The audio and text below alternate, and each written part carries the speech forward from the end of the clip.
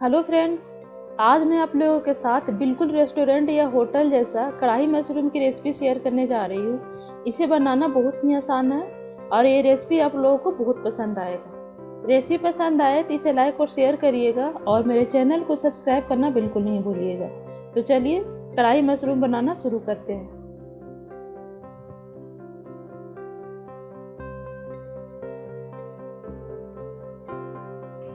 कढ़ाई मशरूम बनाने के लिए मैंने 200 ग्राम के लगभग में मशरूम लिया है, जिसे मैंने अच्छे से वॉश करके इसे 2 टुकड़ों में कट कर लिया है। सबसे पहले हम मशरूम को फ्राई करेंगे। उसके लिए मैंने गैस ऑन करके गैस पे कढ़ाई रखा है। इसमें हम 2-3 टेबल स्पून के करीब कुकिंग ऑयल डाल देंगे और जैसे ही तेल गर्म हो जाएगा इसके बाद हम इसमें ऐड कर देंगे हरी मिर्च। तो तेल गर्म हो गया है, अब हम इसमें ऐड कर देंगे 3 हरी मिर्च।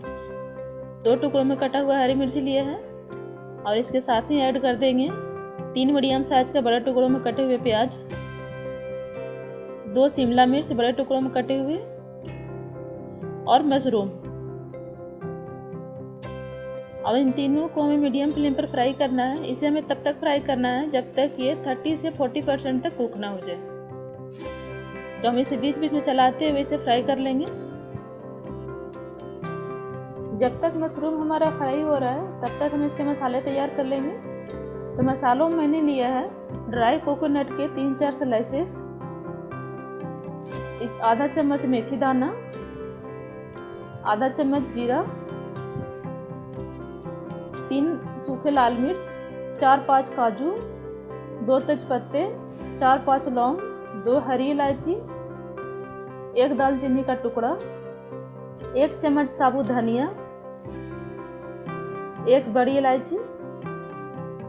सबसे पहले मसालों को रोस्ट कर लेंगे। उसके लिए मैंने एक पैन गर्म किया है, उसमें हम मसालों को डाल देंगे और लो फ्लेम पे इसे रोस्ट करेंगे। इसे हमें तब तक रोस्ट करना है जब तक इसमें से अच्छे से खुशबू ना आने लग जाए। बीच बीच में हम मशरूम को भी चलाते रहेंगे।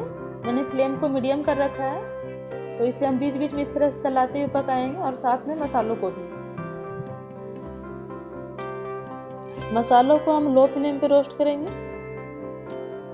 1 मिनट के लगभग में हो गया है। मसाले हमारे बहुत अच्छे से रोस्ट हो गए हैं। अब हम इसे एक प्लेट में निकाल लेंगे और इसे ठंडा कर लेंगे। जब ये ठंडा हो जाएगा इसके बाद हम इसे ग्राइंड कर लेंगे। मशरूम भी हमारा करीब 30% तक फ्राई हो गया है, तो इसे अब हम दूसरे बर्तन में निकाल लेंगे।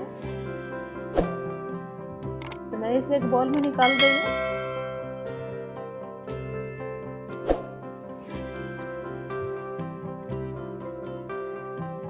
इसके बाद इसी कढ़ाई में 2-3 टेबल स्पून के करीब और तेल डाल देंगे और इसके बाद इसमें ऐड कर देंगे आधा चम्मच जीरा, करी पत्ते और 1 मीडियम साइज का बारीक कटा हुआ प्याज। अब प्याज को हमें गोल्डन ब्राउन होने तक फ्राई करना है मीडियम फ्लेम पर। जब तक प्याज हमारा फ्राई हो रहा है इतने में हम मसालों को ग्राइंड कर लेंगे। मसाले हमारे ठंडे हो गए हैं, तो मैं इसे एक जार में डाल रही हूँ और इसके बाद इसे ढक्कन बंद करके इसे ग्राइंड कर लेंगे। तो मैंने इसे ग्राइंड कर लिया है, आप देख सकते हैं बहुत अच्छे से ग्राइंड हो गया मसाले हमारे। इसे एक बाउल में निकाल लेते हैं।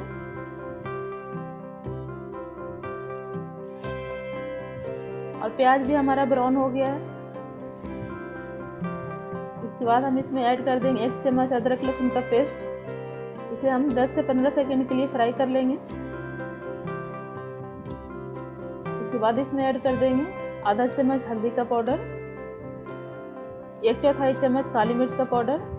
इसे भी फ्राई कर लेंगे कुछ सेकंड तक। इसके बाद हम इसमें ऐड कर देंगे 2 टमाटर का प्यूरी। इसे मिक्स कर देंगे।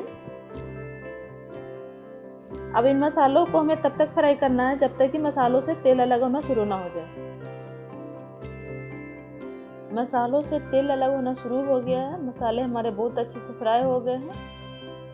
इसके बाद हम इसमें ऐड कर देंगे हमारे रोस्ट किए हुए मसाले। मसालों को मिला देंगे और इसके बाद हम इसे 1 मिनट तक और फ्राई करेंगे मीडियम फ्लेम पर। इसे 1 मिनट तक फ्राई करने के बाद हम इसमें ऐड कर देंगे मशरूम, शिमला मिर्च और प्याज। इसे मिक्स कर देंगे।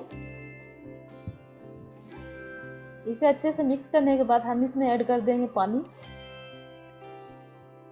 तो मैंने 100 ml के करीब पानी लिया है इसमें।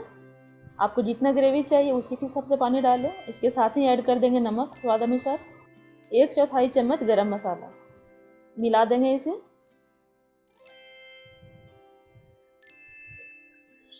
इसके बाद हम फ्लेम को लो कर देंगे और इसे 3 से 4 मिनट तक और पकाएंगे।